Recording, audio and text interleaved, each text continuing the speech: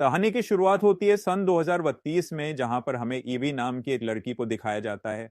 जब वो रात को अपने घर की ओर जा रही होती है तो सड़कों पर कोई नहीं होता, क्योंकि पूरे शहर में कर्फ्यू लगा हुआ है, सड़कें सुनसान होती हैं। उसी समय दो लोग आते हैं जो उसके साथ दुर्व्यवहार करने की कोशिश करते हैं। ईवी उन लोगों से बचने के लिए पेपर स्प्रे निकालती है, पर इससे पहले कि वह कुछ कर पाती वो लोग एवी को पकड़ लेते हैं। तभी यहाँ पर एक नकाबपोश आ जाता है जो अपना नाम भी बताता है, और वह उन दोनों को मारकर ईवी को बचा लेता है।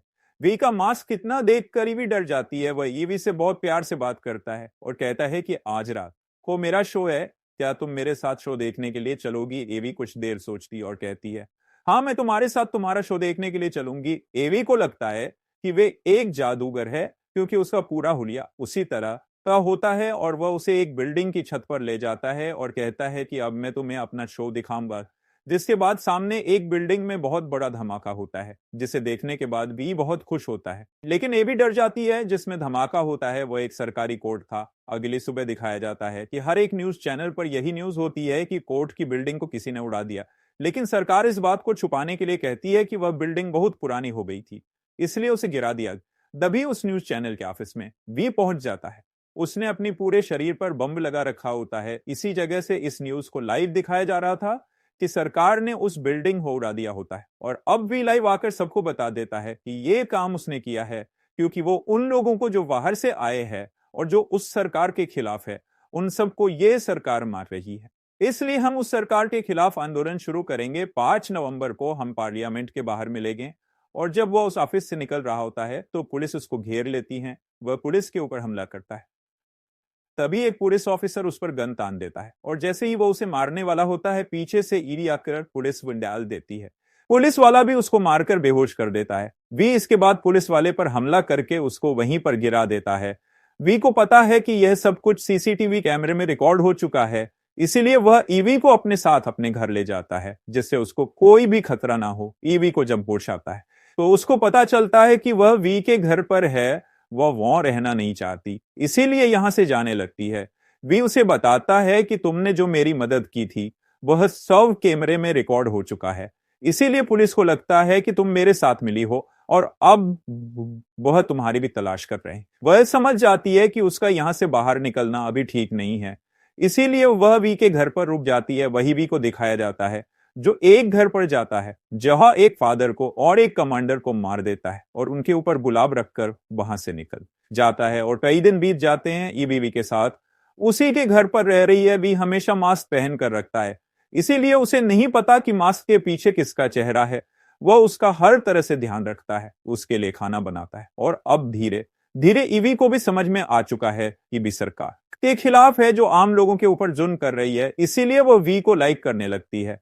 लेकिन उसके काम करने का तरीका उसे पसंद नहीं होता, इसीलिए उसे घर से निकल जाती है और अपने बॉस के पास जाती है। वो अभी भी डरी हुई थी, क्योंकि पुलिस उसकी तलाश में थी। उसका बॉस उसे शांत रहने के लिए कहता है, और उसे वह एक पेंटिंग दिखाता है जो कि बहुत ही मशहूर पेंटिंग होती है। यह पेंटिंग उसने चुराई होती है। उसके घर में एक पवित्र किताब भी होती है। दूसरी ओर हमें पुलिस ऑफिसर को दिखाया जाता है जो उस गुलाब के फूल को लेकर एक डॉक्टर के पास जाता है। जब डॉक्टर इस गुलाब के फूल को देखती हैं तो उसके चेहरे की भाव पूरी तरह से बदल जाते हैं।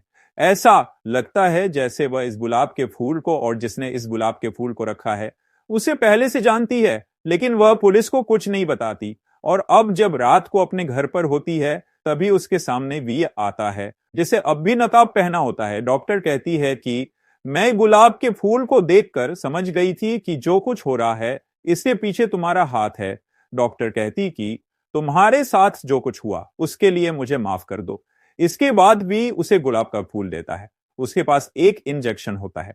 कुछ ही देर बाद पुलिस डॉक्टर के घर पहुंच जाती है। वह देखती है कि डॉक्टर भी मर चुकी है और वहां पर एक गुलाब का फूल है, जिसे देखकर वह समझ जाते हैं कि वी ने डॉक्टर को मारा है। यहाँ पर डॉक्टर की एक डायरी भी होती है, जिसे पुलिस ऑफिसर अपने साथ लेकर निकल जाता है।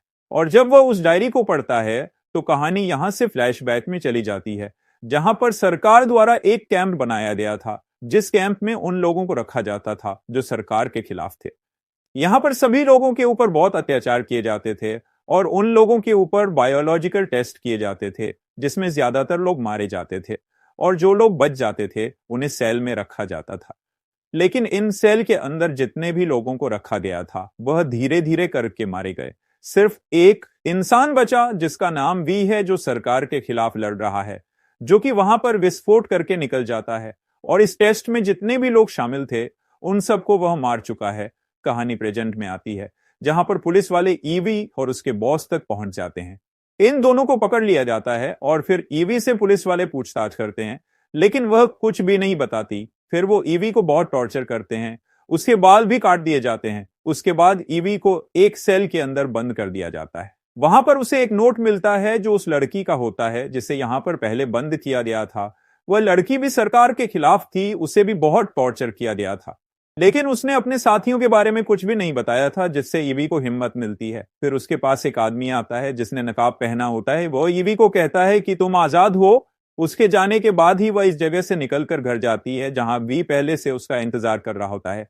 वी उसे कहता है कि तुम्हारे साथ जो कुछ हुआ वह मेरे कहने पर हुआ। मैं देखना चाहता था कि तुम्हारे अंदर कितनी सहन शक्ति है। तुम अपने इम्तिहान में पास हो गई। वह कहती है कि मेरा बॉस कहां पर है। वी बताता है कि तुम्हारे बॉस को पुलिस ने मार दिया है। वह वी को नोट देती है जो उसे सेल में मिला था। वी बताता है कि यह नोट असली है, यह उस लड़की ने लिखा था जिसे तुमसे पहले पुलिस ने इस सेल में मार दिया। अब यहां से ईवी जाने लगती है।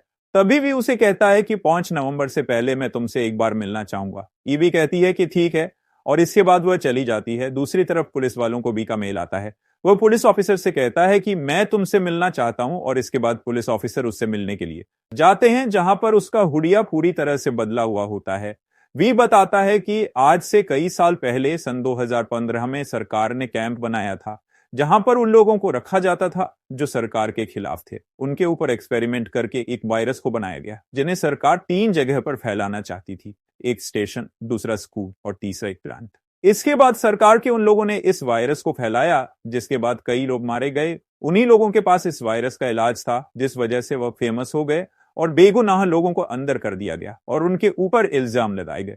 जो असली गुनहगार थे उन्हें बड़े बड़े पदों पर रखा गया। इसके बाद वी यहां से चला जाता है। अगले दिन पुलिस वाला उन सब बातों की इन्वेस्टिगेशन करता है जो वी ने उसे बताया होता है। वी ने अपना नाम जो पुलिस ऑफिसर को बताया था, उस नाम का आदमी आज से 20 साल पहले मर गया होता है। पुलिस वाले को कुछ भी समझ में नहीं आता और दूसरी ओर 5 नवंबर की तारीख आने वाली है, इसीलिए वी अपने जैसे मास्क पूरे शहर में बंटवा देता है ताकि उसके जितने भी सपोर्टर हैं वो सब के सब वहां पर मास्क पहन कर आए। फिर एक बच्ची को दिखाया जाता है जिसने मास्क पहना होता है, जिसे सरकार का एक आदमी उसको मार देता है। ये देखने के बाद सब इस सरकार के और खिलाफ हो जाते हैं जो कि लोगों पर अत्याचार करती है। 5 नवंबर की शाम आ जाती है, जैसा कि वी ने ईवी से कहा था कि 5 नवंबर की शाम को पार्लियामेंट के बाहर जाने से पहले वह एक बार उससे मिलना चाहता है, इसीलिए ईवी उसके पास आती है। वह ईवी को बताता है कि वह पार्लियामेंट को बस्ट करके खत्म कर देगा। इसके बाद ईवी को वह एक मेट्रो ट्रेन के अंदर ले जाता है जहां पर बहुत सारा बारूद होता है और कहता है कि यह सब सही से इस्तेमाल करना होगा। ईवी कहती कि हम यहां से दूर चले जाते हैं, पर वो उसकी बात नहीं मानता और पार्लियामेंट हाउस की तरफ निकल पड़ता है। वही हमें बहुत सारे लोगों को दिखाया जाता है। सभी ने वी की तरह मास्क पहने होते हैं और पार्लियामेंट हाउस के बाहर आर्मी की बहुत बड़ी तादाद होती है। वी कहता है कि मैं आत्मसमर्पण कर दूंगा, लेकिन पहले तुम्हें यहां पर चांसलर को लाया जाता है। बी चांसलर के सामने जाता है और उसे मार देता है। इसके बाद पुलिस वाला कहता है कि मैं तुम्हारा चेहरा देखना चाहता हूं, लेकिन वी उसे अपना चेहरा दिखाने से मना कर देता है। जिसके बाद वी के ऊपर कई गोलियां चलाई जाती है। वो भी उन सबको मार देता है और इस जगह से निकलकर मेट्रो स्टेशन पर जाता है जहां पर ईवी है। ईवी उसकी हालत देखकर डर जाती है। उसे कहती कि मैं तुम्हें अस्पताल ले जाती हूं। वी कहता है मेरा अंतिम समय आ चुका है। मैंने एक बात तुम्हें कभी नहीं बताई, मुझे तुमसे प्यार हो गया था। और इसके बाद वी मर जाता है। इससे ईवी को बहुत दुख होता है क्योंकि वह भी उसे पसंद करती थी और ईवी उसके शरीर को ट्रेन पर रख देती है और इससे पहले कि वह ट्रेन को चलाती, यहां पर पुलिस ऑफिसर आकर उसे पकड़ लेता है। यह ट्रेन सीधा पार्लियामेंट के नीचे जाएगी जहां पर ब्लास्ट होगा। पुलिस वाला उसे ट्रेन रोकने के लिए कहता है। ईवी उसे बताती है कि पूरा सिस्टम खराब हो चुका है, सभी को एक नए सवेरे की नई शुरुआत की जरूरत है और अगर आज हमने इस ट्रेन को रोक दिया तो वो सवेरा कभी नहीं हो सकता। पुलिस ऑफिसर जानता है कि ईवी सच कह रही है, इसीलिए ट्रेन को नहीं रोकना। और अब ट्रेन यहां से निकल जाती है। दूसरी ओर पार्लियामेंट हाउस के बाहर का सीन दिखाया जाता है जहां पर बहुत सारे लोग पहुंच चुके हैं जिन सब ने वी का मास्क पहना है। उनके सामने आर्मी होती है, लेकिन आर्मी को ऑर्डर देने के लिए चांसलर अब जिंदा नहीं है, यह बात आर्मी को नहीं पता होती, इसीलिए वो उनके ऊपर फायरिंग नहीं करते और तब तक ट्रेन पार्लियामेंट हाउस के नीचे पहुंच जाती है, जिससे एक बहुत बड़ा ब्लास्ट होता है। ब्लास्ट के साथ यहाँ पर आतिशबाजी भी होती है, जो इस बात का प्रतीक होती है कि अब पूरा का पूरा सिस्टम पूरी तरह से ढह चुका है और अब जो नई सरकार बनेगी वह लोगों के हित के लिए काम करेगी। वहीं पुलिस ऑफिसर को दिखाया जाता है जो ईवी से पूछता है कि उस मास्क के पीछे कौन था। ईवी ने भी उसे कभी नहीं देखा था। वह कहती है कि वह एक आम इंसान था जो सिस्टम से लड़ने की कोशिश की थी। हम उसे कोई नाम, शक्ल या पहचान नहीं दे सकते। वह हम सब में से एक था जिसने सब कुछ बदल कर रख दिया। और इसी के साथ ये फिल्म खत्म हो जाती है।